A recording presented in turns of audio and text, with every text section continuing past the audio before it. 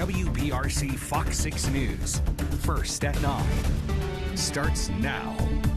Welcome in and thank you for joining us tonight. A warm, wet start to your weekend. Many of us seeing some showers earlier today. Meteorologist Linahan joining us here now. Lauren, how long is the rain sticking around? Well, good news, Brittany. The rain and the thunderstorms are beginning to fade away. There's just a couple of spots where we're still seeing a couple of isolated storms this evening. But hey, hopefully today for you wasn't a washout. You know, you'd have a thunderstorm roll through and then it would dry out again. So hopefully you were able to do some nice stuff outdoors for today. But you can see what's happening on First Alert AccuTrack. We've had a front that has moved across Alabama, and so that is helping to dry us out. So you've still got a few little lingering storms associated with that front, but generally going to be fading away here over the next hour or so. You'll see where those couple of thunderstorms are still lingering in our counties to the south and east, south of I-20 and east of I-65. So around Ashland and Heflin, you may still be hearing some rumbles of thunder, seeing some lightning and some downpours. But the good news is we didn't end up having anything in the way of severe thunderstorms in our area today. But as with any summer thunderstorm, it doesn't have to be severe for there to be lightning. Y'all know the drill. When thunder roars, go indoors. Now for Sunday, it's looking a lot drier. I mean, we've got a 10-20% chance of some isolated storms at best, areas east. I really think most of us tomorrow are going to be dry. A very seasonable May day in the 70s by lunchtime, and then by the heat of the day, low 80s. Not too unbearably muggy, but we'll look ahead to when we could see some more storms in the forecast coming up in a bit. Alrighty, thanks, Lauren. Well, Memorial Day weekend begins in only 1 week, and if you're heading out on the lake, state troopers say you need to prepare your boat right now. Lauren Harksen on your side tonight with how you can prepare for a fun but safe weekend, Lauren. That's right, Brittany. Memorial Day weekend is one of the busiest weekends out on the water. More people and more boats, well, they can result in more incidents. Oftentimes, especially under the low light hours, the causes for the vessel crashes that we see are BUIs. So that's boating under the influence. Thousands of Alabamians spending Memorial Day weekend celebrating out on the water. But Sergeant Jeremy Burkett says that's when people need to take more cautionary measures, not less. We do believe that there's been evidence where you'll see somebody that may fall off a vessel or potentially drown, and oftentimes alcohol's involved. So whether you're a driver or a passenger, Sergeant Burkett says leaving the alcohol at home is the safest option. But what you should bring aboard, enough safety gear. Children under the age of 8, so 8 and below, are required to have it on, but really as just a precautionary measure, if you have a child that's on a vessel, we strongly urge you to make sure that they've got that Coast Guard approved personal flotation device on, and we really can't stress that enough. He says it could be the difference between life and death, adding every person, child or adult, should have a life jacket on board ready and accessible. There's a few other things, though, that should be added to your to-do list now before the holiday weekend gets here.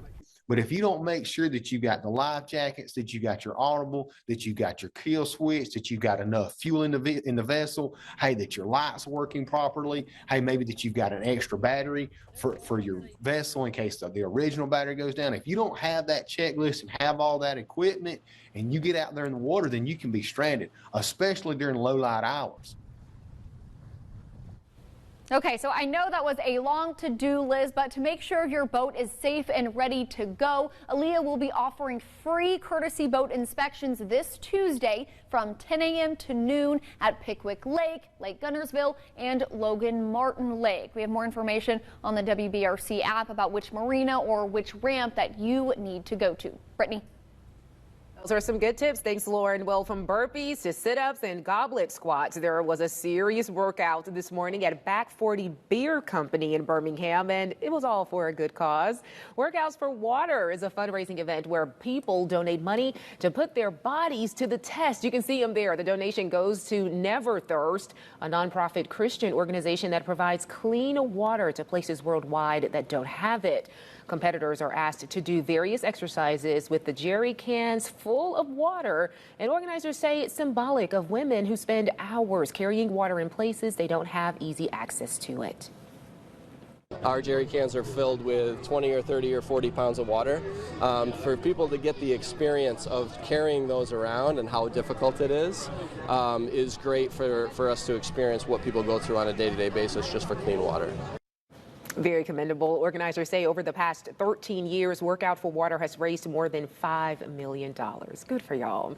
Well, a man survives an encounter with a bull shark. We'll tell you how he did it. Plus, a local psychologist warns parents of the added pressure athletes are under due to the NIL. Severe weather happens fast. The first alert keeps you ahead of danger. This is about to cross very close to the remember the old county line grocery area. You've got a plan, but in situations like these, every second counts. Hey, sweetie. Hey, Mom, we're watching Wes. It's heading right for you. I got the first alert. I'm headed for the bathroom. Okay, love you. Love you too. That's why knowing first is everything. First alert weather. A Florida man says he came way too close to a bull shark, and y'all, he lived to talk about it. Yesterday, 20-year-old Kevin Blanco was spearfishing off the coast near Miami, and he was diving near 70 feet underwater when he says the shark attacked him. He now has deep cuts in his leg. His friend had to use a belt to stop the bleeding.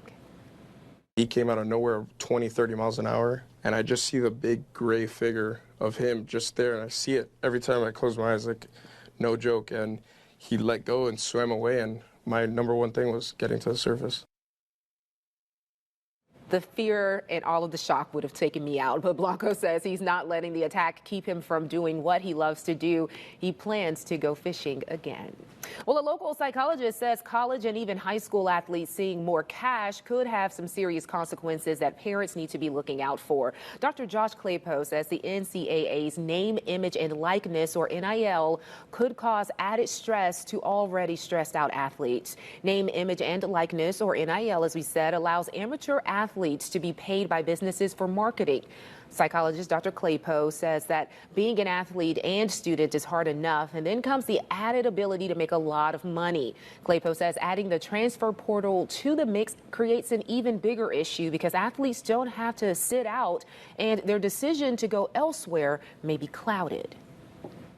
Students making decisions about where to go to school, not just based on the sport and the academics, but based on the NIL opportunities. Another university that says, you know what, we are interested. If you go in the transfer portal, we'll pick you up here and you have a chance to play for us.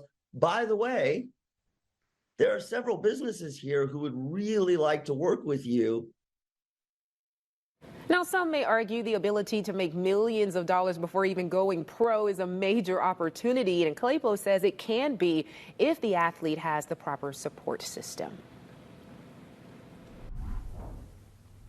And getting a look at First Alert AccuTrack tonight, we do have a couple of scattered showers and storms that are still lingering across our counties to the southeast. But you see why they managed to fire up today. We've had a front come through Alabama, and so you look at that and you're like, hey, is that one of those cold fronts there? Yeah, but I mean, it's May. It's not going to get that much colder. It may get a little bit drier tomorrow, though, in terms of we're not looking at widespread rain by any means. Maybe just some isolated showers and storms areas to the east, but right now on First Alert AccuTrack beginning to clear out a little bit for tonight. And you can already see those spots that the front has come through across northwest Alabama, where temperatures have fallen into the 60s. We're at 65 now in Haleyville, 68 in Jasper, down to 66 in Center. Still holding on to the 70s for a lot of us, 73 in Centerville and 70 here in Birmingham. But by tomorrow morning, more of us going to be right around that 60-degree mark. So tomorrow, it's looking like a very seasonable May day. If you weren't able to get outside for some reason today, maybe the time you planned to go outside was just when a thunderstorm happened to be going through, don't worry. We are expecting some improvements as we go into tomorrow in terms of rain coverage. Now, we'll start off tomorrow morning with temperatures in the upper 50s, low 60s, so pretty comfortable to start the day. Still going to be pretty humid, but as we get into the afternoon hours, by lunchtime, back into the 70s, and then we're talking low 80s, and that's very seasonable for late May. Now, there there is just a very, very low chance that we could see an isolated shower storm, mainly across East Alabama. I would say more areas like East Central Alabama. If you live along 280, somewhere closer to Sylacauga, Alexander City, that would be one of those spots. So maybe be more likely to see a shower storm pop up for tomorrow. But let's look at the futurecast, see the proof here in the pudding. Now, as we look at the futurecasts, as we go into tomorrow, there's likely still going to be some lingering clouds. So it's not like it's going to be all sunshine and daisies tomorrow. We're still going to have some lingering clouds on the backside of this front, but there will be some sunshine in the mix. Now, this model data, I think it's a little overambitious with the lingering rain we could see tomorrow, but just generally showing that the best chance to see an isolated shower or storm would again mainly be areas to the south of I-20 and east of I-65. So that's going to be a possibility potentially into the afternoon hours too. Remember, this model data is not the gospel, just can give us a general idea of coverage. I think once the sun sets tomorrow night, any isolated thunderstorms that are around should fade away. Still some lingering clouds. Now, going into next week, our next big thing, honestly, is a very confusing weather pattern. We've got a disturbance that's going to be, several disturbances that are going to be meandering over the southeast if you go higher up into the atmosphere, and we'll have easterly flow. So you got winds coming in off of the Atlantic, and that can mean a few things. Could help to up rain chances at times, but there's also a possibility that we could end up staying drier. So we're kind of looking at the fine line between that right now. What we do expect on Monday is that out of all the days next week, Monday through Friday, right now, Monday looks to be the day with the best rain coverage. So we'll go ahead and give a first alert for the possibility of some scattered showers and storms. Now, this particular model is showing it more to the south, but I do think there's a chance that could go a little bit farther north, and we could still see scattered showers and storms going into Monday, if not Tuesday as well. So this is something we're going to be keeping an eye on as we go a little closer to the start of next week. And we'll take a look at that 7-day forecast for you coming up at 9:30.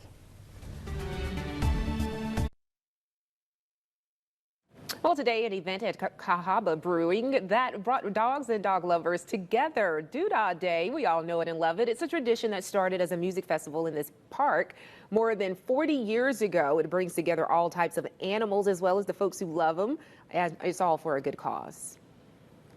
Our beneficiaries are the Friends of Cats and Dogs and the Greater Birmingham Humane Society. And so having them out here with us helps provide opportunities where they've actually brought animals out here today to adopt. So it gives opportunities to help to adopt the dogs. The money that we raise, of course, goes to both of those charities. So fun. WBRC is a proud sponsor of Doodah Day. Well, Mailbox Inspection Week is coming up. What this means for you, straight ahead. Plus, Birmingham Police hosting its first car show this weekend. We'll show you how it went.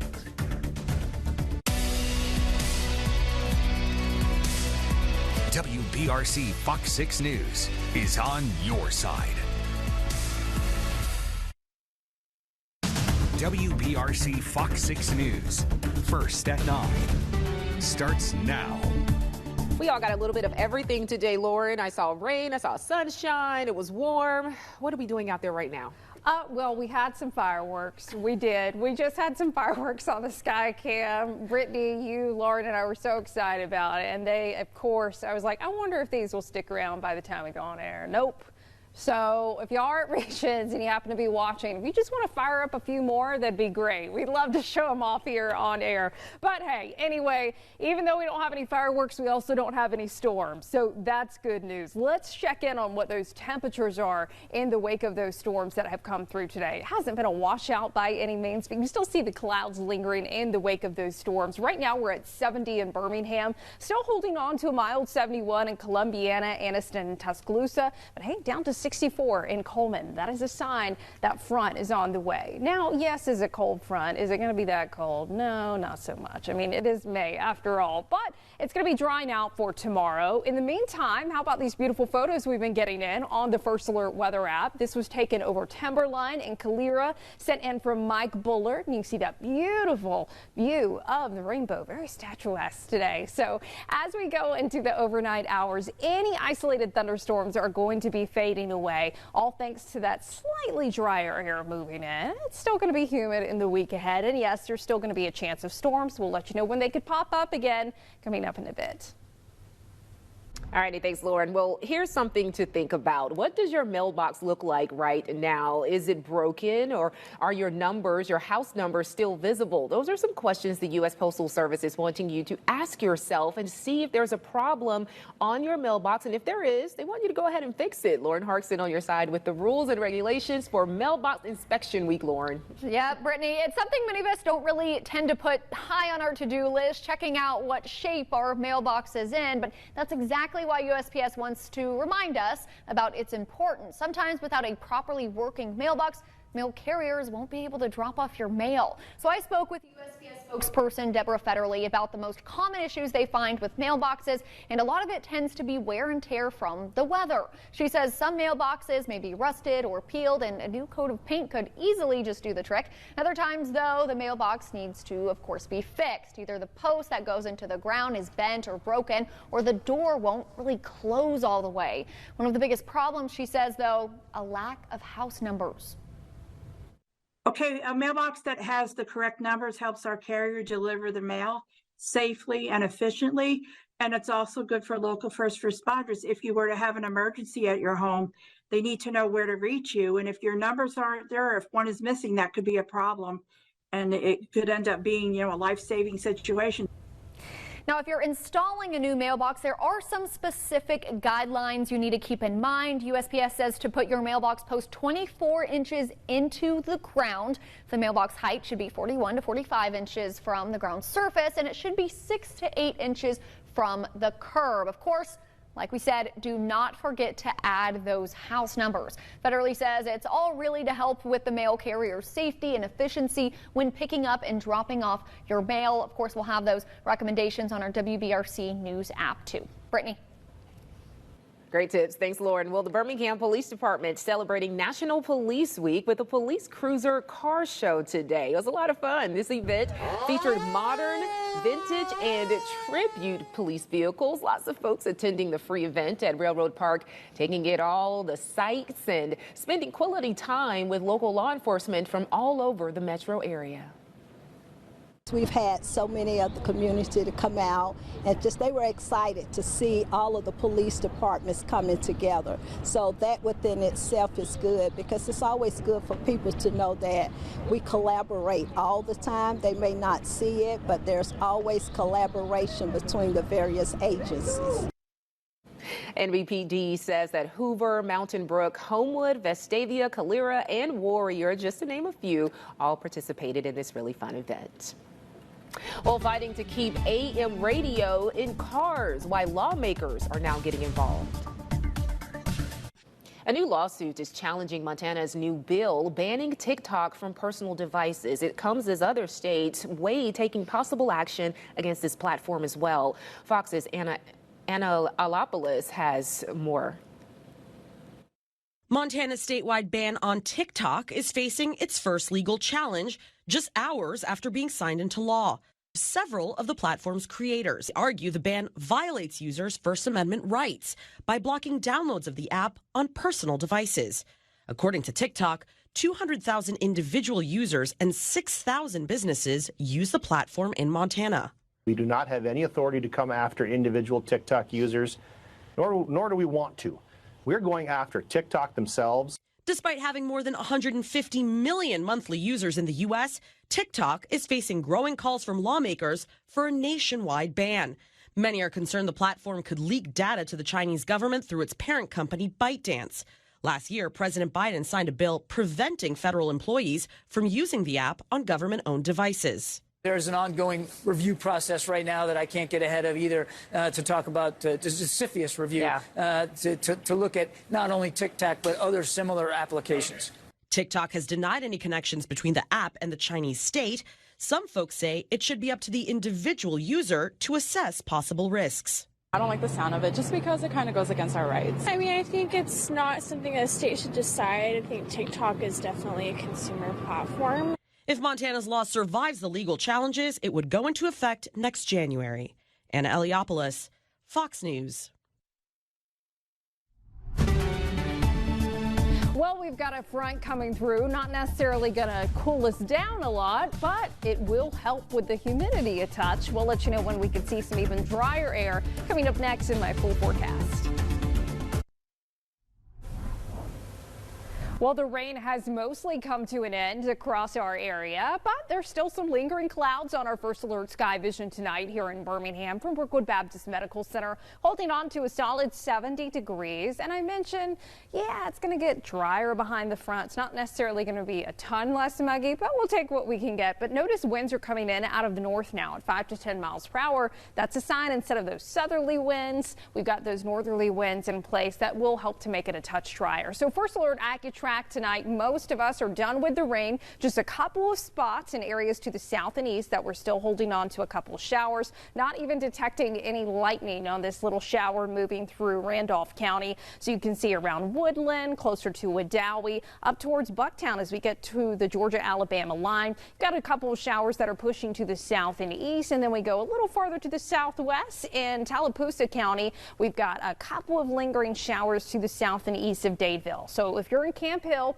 could be seeing some raindrops outside right now, but they're just going to keep on moving out of your way and drying out and looking fairly dry as we go into your Sunday. So right now, temperatures now down into the 60s across northwest Alabama, getting down to the 60s as well in Pell City, Heflin checking in at 69 degrees, also 69 in Alexander City, 72 in Centerville, and 71 in Tuscaloosa. So not too bad outside this evening. Tomorrow morning, a lot of us will start off closer to 60 degrees. So by 8 a.m., if you're headed out the door early for church or to run some errands, temperatures will be comfortably in the 60s. And then as we get into the afternoon, very seasonable, mid 70s by lunchtime. And then by the heat of the day, we're talking low 80s. Now, could we see some rain tomorrow? It's not out of the realm of possibility. We could see a stray shower or storm. Notice we got a little 10% rain chance around 4 p.m.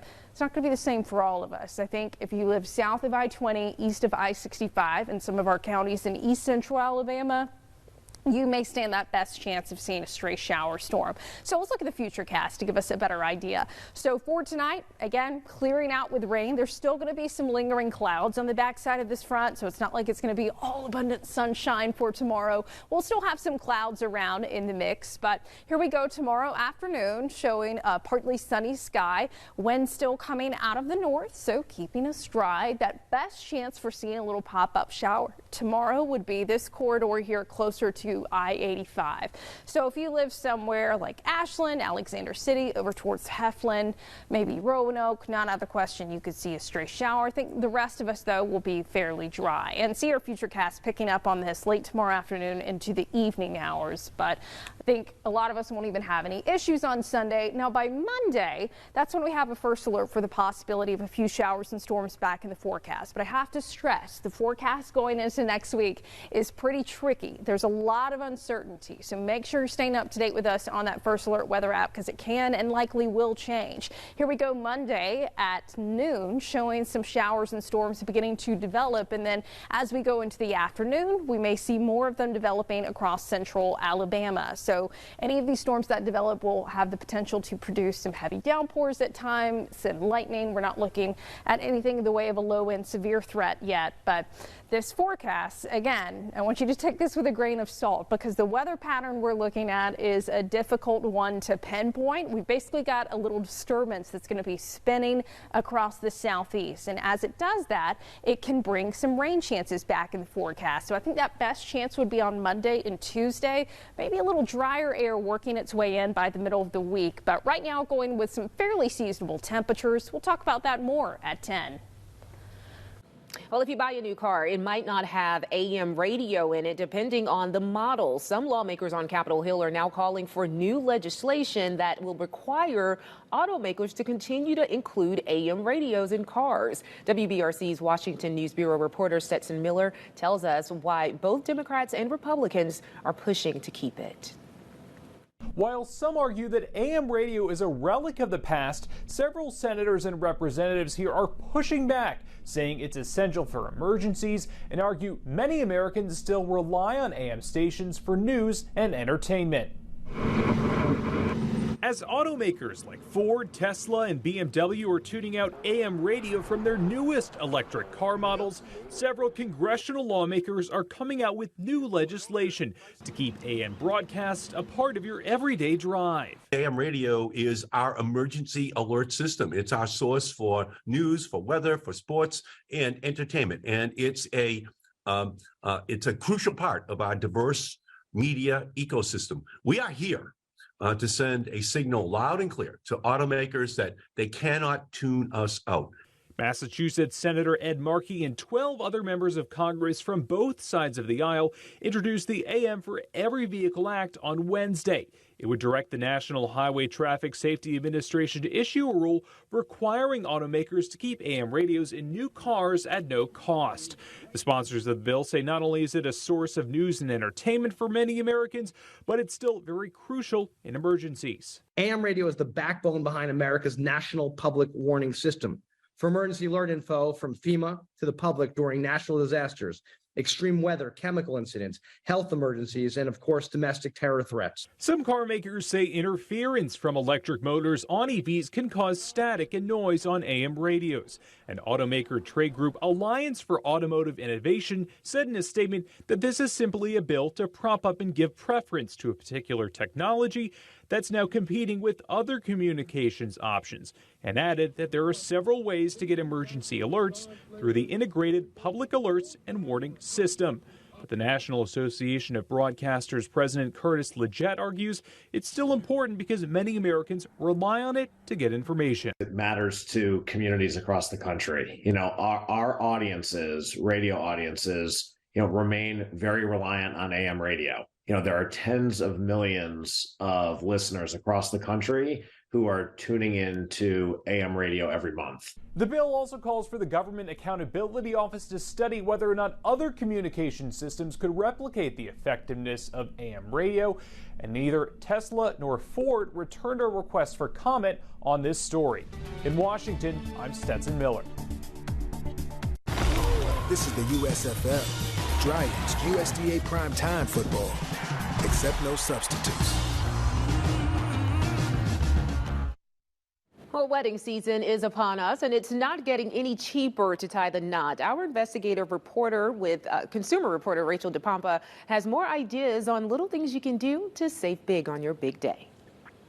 The average cost of a wedding in 2023 is expected to be around $29,000. That's up from $28,000 in 2022, according to wedding planning platform Zola. I caught up with Sarah Bigham, a lifestyle contributor with the popular website and app Eventbrite. She says there are some small things you can do leading up to your big day that can help keep you from going broke.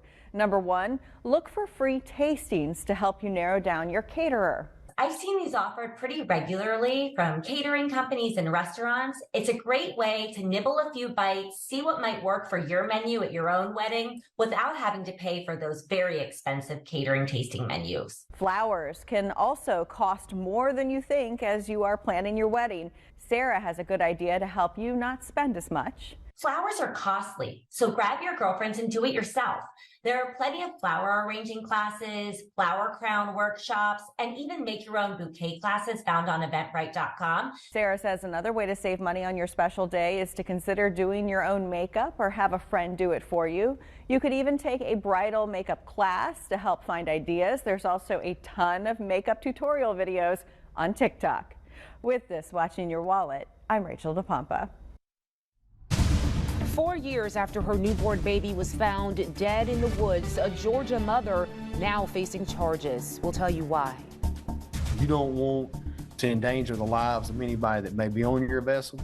The start of summer is upon us. What experts need you to know before you hit the water.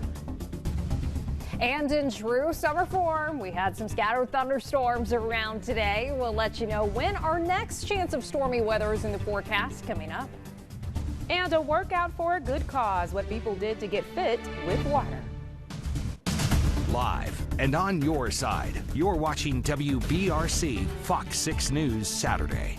A warm, wet Saturday for many of us, but Lauren Linahan here with us tonight. You tell me, Lauren, the skies are clearing up for a lot of folks. Yes, Brittany, we are finally seeing the storms come to an end. Now, granted, we have certainly seen some stormier days thus far this week, so today wasn't too bad, which we'll take it for a Saturday. But those few storms that did come through are now beginning to fade away. So we're just seeing a couple of isolated lingering showers, mainly south of I-20 and east of I-65. So just all kinds of fronts coming through. Is it a cold front? Yes. Is it going to get that cold? No. I mean, it is May after all, but we are seeing temperatures dropping a little bit. We're already down to 63 in Haleyville, 69 in Birmingham, 68 in Gadsden, and 69 in Tuscaloosa and Fayette. So as that front comes in, that'll help put temperatures down into the low 60s, if not a couple of spots getting to the upper 50s tomorrow morning. So Sunday, off to a great start. We'll have those northerly winds in place, which helps to bring in that slightly drier air. Again, it's not going to be ridiculously less humid, but we'll take what we can get. Now, by 9 a.m. in the morning, still likely going to be in the 60s and staying dry through lunchtime. Really, tomorrow generally looks like a great day to be outdoors. Highs will be in the low 80s. It's going to be a touch less muggy, and we'll have that nice northerly breeze in place. There is a 10% chance of an isolated shower tomorrow. I still think most of us are going to be dry, but if you need to do any yard work, maybe you want to spend your day pre-Memorial Day weekend out on the lake, going to be a good day to do it. We'll let you know, though, when that next chance of storms is coming up in a bit.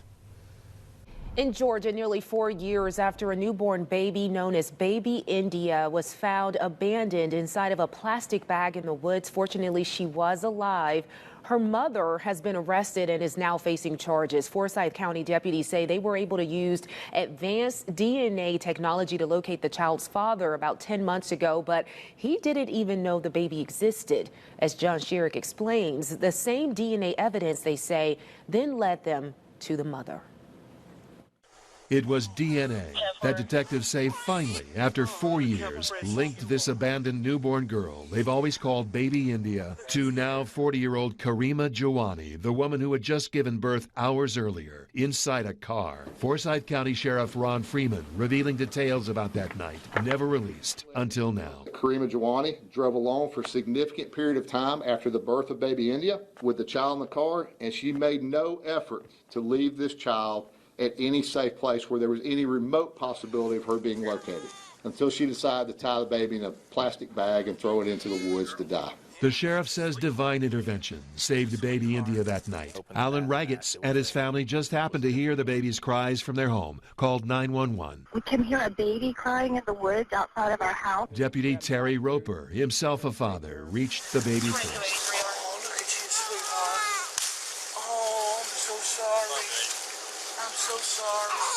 It just seemed like, just and give her love, pick her up, get her warm and love her. She'd never experienced love before, and I was honored to be the first one to be able to do that. 4 years later, Terry Roper was part of the team arresting Karima Jawani, who was still in Forsyth County after all these years. Freeman, incredulous, he says, Jawani could have used the Georgia safe haven law to leave her baby anonymously at a police station, fire station, or hospital within 30 days of birth and never be prosecuted, with no harm to the baby. Callous, incomprehensible, and it's infuriating. The investigation far from over, the sheriff says. He confirms Jawani is cooperating, but he's not disclosing whether she confessed. For now, they are celebrating the life they say she meant to end. She is happy and healthy in a safe place in spite of these beginnings. My goodness, thankful that baby's still alive. The sheriff would not say of a possible motive. However, he did say investigators believe Jawani has a history of hidden and concealed pregnancy. And today, Jawani faces a judge in Forsyth County Court. That judge denied bond as Jawani's lawyer argued she was suffering from postpartum psychosis. Jawani's lawyer also says her client has no criminal history and is a stay-at-home mom now to 3 children. Well, Memorial Day weekend begins in only a week, and if you're heading out on the lake, state troopers want you to be safe and prepare your boat now. Lauren Harksen is on your side tonight with how you can prepare, Lauren. Yeah, that's right, Brittany. So Memorial Day weekend, one of the busiest weekends out on the water, more and more people and more boats. Well, Aaliyah says they can result in more incidents. Oftentimes, especially under the low light hours, the causes for the vessel crashes that we see are BUIs. So that's boating under the influence. Thousands of Alabamians spending Memorial Day weekend celebrating out on the water. But Sergeant Jeremy Burkett says that's when people need to take more cautionary measures, not less. We do believe that there's been evidence where you'll see somebody that may fall off a vessel or potentially drown, and oftentimes alcohol is involved.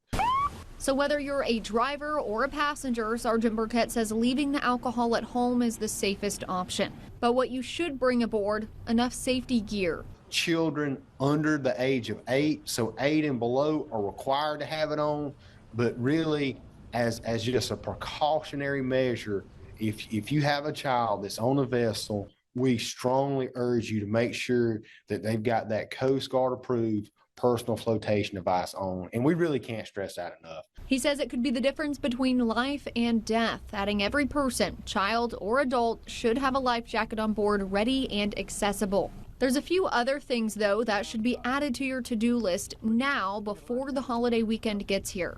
But if you don't make sure that you got the life jackets, that you got your audible, that you got your kill switch, that you got enough fuel in the vessel, hey, that your light's working properly, hey, maybe that you've got an extra battery for your vessel in case the original battery goes down. If you don't have that checklist and have all that equipment and you get out there in the water, then you can be stranded, especially during low light hours. Okay, so I know that was a long to-do list, but to make sure your boat is safe and ready to go, Aaliyah will be offering free courtesy boat inspections this Tuesday from 10 a.m. to noon at Pickwick Lake, Lake Gunnersville, and Logan Martin Lake. We have more information on the WBRC News app about which marina or which ramp that you need to go to. Brittany. All righty, thanks, Lauren. Well, from burpees to sit-ups, goblet squats, there was a very serious workout going on this morning at Back 40 Beer Company in Birmingham, and it was all for a good cause. Workout for Water is a fundraising event where people donate money to put their bodies, you see, a mirror to the test. The donation goes to Never Thirst, a nonprofit Christian organization that provides clean water to places worldwide that just don't have it. Competitors are asked to do various exercises with jerry cans full of water, and organizers say it's symbolic of women who have to spend hours carrying water in places that don't have easy access. Our jerry cans are filled with 20 or 30 or 40 pounds of water. For people to get the experience of carrying those around and how difficult it is great for us to experience what people go through on a day-to-day basis just for clean water. And organizers say over the past 13 years, Workout for Water has raised more than $5 million. Well, also today, a contest to decide what the best burger in Birmingham is, where it's made. Chefs from across Central Alabama firing up their grills at Kerrigan's today. The whole event raised money for the Central Alabama Food Bank. Our very own Mike Dubberly was even there to judge the contest. I'm sure he had a great time. Well, a man survives an encounter with a bull shark. We'll tell you how he did it. Plus, a local psychologist warns parents of the added pressure athletes are under due to NIL. Trusted folks, there when you need them. First with the news, you know you can count on. We're on your side. We're in your hometown. Real people. Real people. Working for you. On your side, Fox 6 News. 'Cause it's gotta be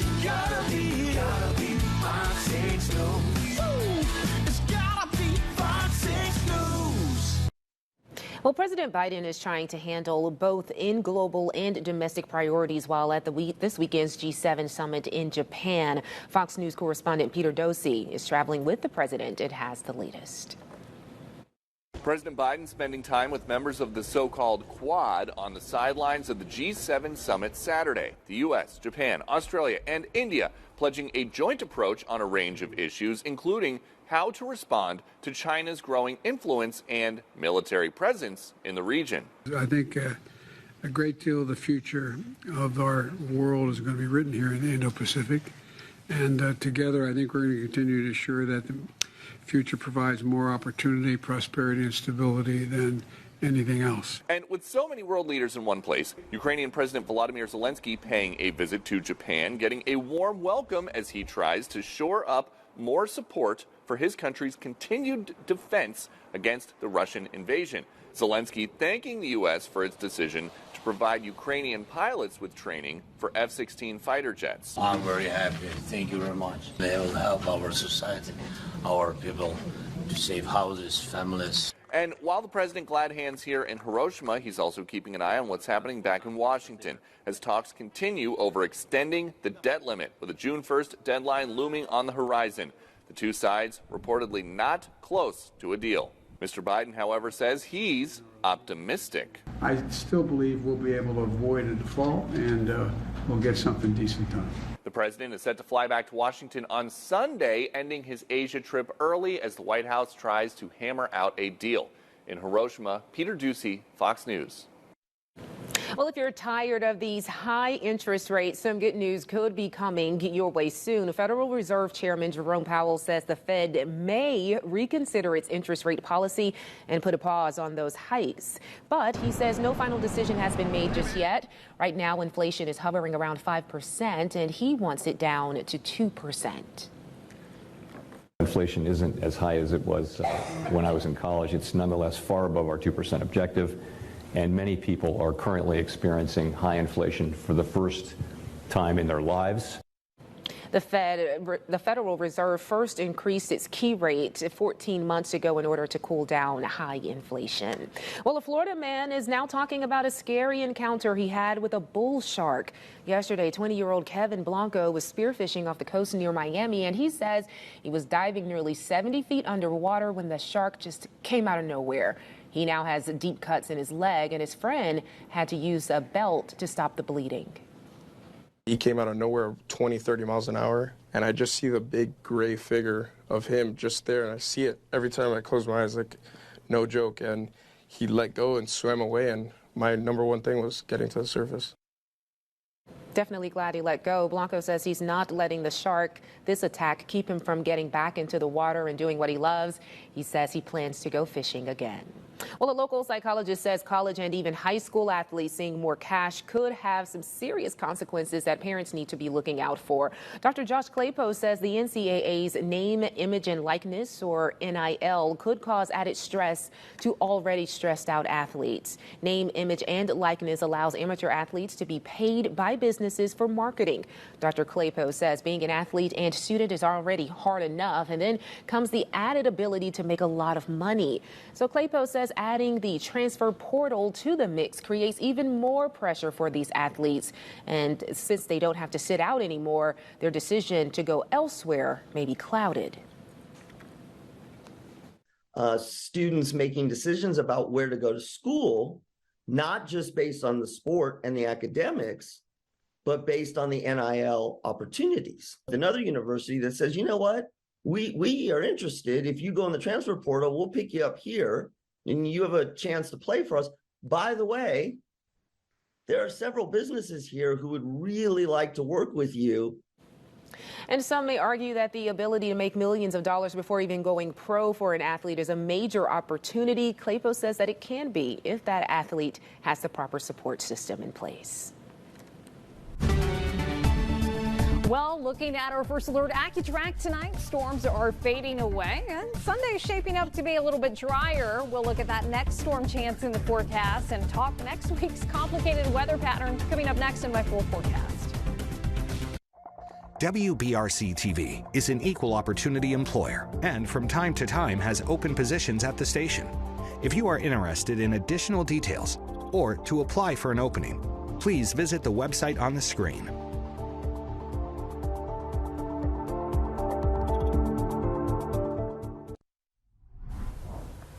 Well, we've been getting in some cool weather photos on the First Alert Weather app today, but how about these shots, too, of some of our local residents at the Birmingham Zoo? We got a giraffe here, and Josh the lion actually went and did their Sprint for Slots 5K earlier this morning, and By sprint, I mean I mostly walked the entire time, but it was so great to have these little critters cheering us on. I think everyone was enjoying that. It felt kind of cool this morning. Nice to have those clouds around. It wasn't raining yet, so no complaints. We've still got some clouds around tonight, and the storms that have come through have faded away. So we're drying out and setting up for a pretty nice Sunday. Nevertheless, still cloudy. We've got winds coming in out of the north at 5 to 10 miles per hour. That does tell us we've got some drier air beginning to filter in. And so even though it's still going to be a little humid tomorrow, at least those rain chances look to be less. So we'll take what we can get, especially as we're getting closer and closer to those summer months. First alert AccuTrack, though, showing any showers around well to our south and east now. So we're drying out and temperatures beginning to drop into the 60s, especially areas to the north and west. Now for tomorrow, we'll start off near 60 degrees for your Sunday morning. But as we transition into the afternoon, low 80s, and that's very seasonable for May. Now, I'm not telling you tomorrow there's going to be abundant sunshine thanks to this front coming through. There's still going to be some lingering clouds on the backside of the front, so we'll see a mix of sun and clouds around tomorrow, and that rain chance very low. We're talking a 10% chance of a stray shower or storm, mainly south of I-20 and east of I-65. So our southeast counties in east central Alabama, that's where you would see that best chance of a shower. But then our next big thing is really the complicated forecast going into next week, trying to fine-tune rain chances and what temperatures are going to be, because we've got a setup in the upper levels of the atmosphere that is very tricky to pinpoint when there could be rain or if we'd ended up trending drier. So let's take a look at the futurecast here for at least the next 48 hours. Then we'll take a look at that 7-day. As we go into tomorrow, starting off dry, it's not until we progress later into the afternoon and evening that we begin to pick up on maybe a stray shower popping up. Again, our southeast counties. And then as we start off Monday, there could be a stray shower. I think our best chance of rain, though, on Monday right now, if we were to see some scattered showers and storms develop, could be into the afternoon hours. So again, this is not the gospel, but it does give us a general idea of what potentially coverage could be on Monday. We're not looking at a severe threat right now, but the possibility of at least some scattered showers and storms Monday afternoon and evening. So as we look ahead to the work week next week, notice we have higher rain chances earlier in the week and then gradually dwindle them down. So it looks like we're going to have enough moisture moving back in on Monday and Tuesday that would support a chance of at least a few showers and storms around. And because we'd expect more clouds around, better chance of rain, we dropped high temperatures down into the 70s. Now, we've been seeing hints that potentially on Wednesday we could see a little drier air work in, and so that would lower our rain chances. But remember, there's a lot of uncertainty in this forecast, so there's a chance this could change, which is why you got to check back in with meteorologist Fred Hunter in the morning. We're going to keep fine-tuning this and tweaking it over the weekend. Right now, it does look fairly seasonable and maybe even dry as we head into Memorial Day weekend, but we'll take a final look at that forecast coming up in a bit. Well, the weather was just right today, and a time was had at Cahaba Brewing. Dogs and their dog lovers all coming together for yet another Doodah Day. It's a tradition that started as a music festival in the park more than 40 years ago, and it brings together all types of animals, as well as kids and families, all for a good cause. Our beneficiaries are the Friends of Cats and Dogs and the Greater Birmingham Humane Society. And so having them out here with us helps provide opportunities where they've actually brought animals out here today to adopt. So it gives opportunities to help to adopt the dogs. The money that we raise, of course, goes to both of those charities. And WBRC is a proud sponsor of Doodah Day. Over in sports, a big win for the Birmingham Stallions today. The Stallions led for nearly the entire game against the Michigan Panthers. They went into halftime up 13-3 and only added to that lead. They eventually won the game 27-13, improving their record to 4-2. That's good for second place in the South Division. Giddy up, boys. We'll be right back. Hey, I'm Kyle Busch, and you're watching WBRC Fox 6 News, your home for NASCAR. A very sweet moment for a little girl in North Alabama last night. 6-year-old Bailey Campbell of Madison had to spend 6 months in California undergoing intense surgery. She's back home now and was welcomed with a large group of folks out there for her, clapping for her. She suffers from a disease called Fanconi anemia that affects her blood marrow. That's why firefighters wanted to make her homecoming extra special. Oh, wow. Why are you excited? I get to see my friends and I get to come home. She's a bright light that shines every day. Throughout the whole time she done been in the hospital, she done kept a strong spirit for the people around her, not just herself. And so we can't do nothing but ask and thank God and ask for the support. Certainly thanking God. What a beautiful little girl. Her family says that she is a fighter and never gave up. Definitely praying for you and your full recovery. Such a sweetheart. Oh, she's beautiful. And I love that little tiara she had on. Yes. So tomorrow, if you're going to be wearing your tiara, hey, it looks like those rain chances are going to be a lot less. Just a couple of isolated showers, possible areas east. But then that forecast next week is tricky. We're going with fairly seasonable temperatures. Best chance of rain on Monday. Check back in with Fred in the morning. Summertime is on the way, and it is May in Alabama. It's creeping in. All right. Thank you. Thank you for watching. The news continues on WBRC.com. Have a good night.